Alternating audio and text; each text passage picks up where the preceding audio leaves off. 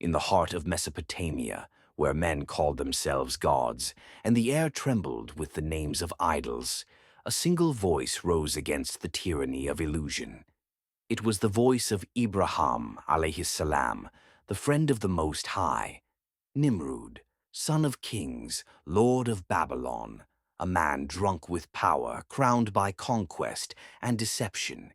He ruled vast lands and countless hearts, and in his arrogance he proclaimed, "I am your Lord, the Most High." He built temples for the stars, altars for the sun, and statues to himself, demanding that men bow where he stood. But word reached his court of a young man, a son of who spoke of one unseen God, a creator beyond the sun and the stars, beyond kings and crowns. The tyrant summoned him.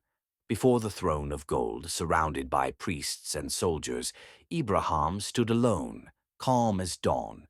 The king leaned forward. "You speak of a God besides me? Tell me then, who is this Lord of yours?" Ibrāhīm replied, "My Lord is he who gives life and causes death." Nimrūd smirked. He gestured toward two prisoners. One he ordered slain, the other released. "See, I too give life and death." The court laughed, but Ibrāhīm's gaze did not waver. Then he said, "Allah brings the sun from the east, so bring it from the west." Silence. The laughter froze upon their lips. The mighty king stared, powerless before the simplicity of truth.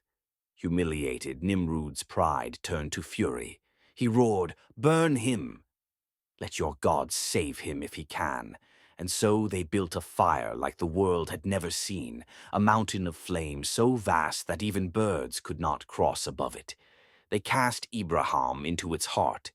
But Allah, the Lord of the fire and the wind, commanded, "O fire, be coolness and peace upon Ibrāhīm."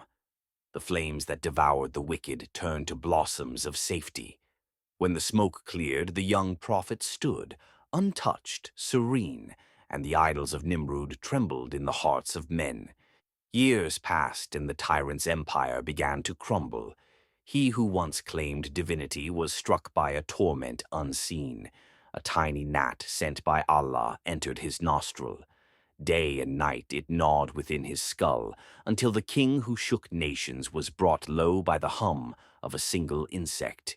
He struck his head in agony, begging for death, until the crown fell, and the name of Nimrūd became a curse whispered in ruins. From the ashes of that fire rose a truth that would never die, that faith needs no army, that truth can silence empires, and that even in the courts of kings, a single believer can change the course of history. And Ibrāhīm said, "I have set my face toward him who created the heavens and the earth, upright and true, and I am not of the idolaters."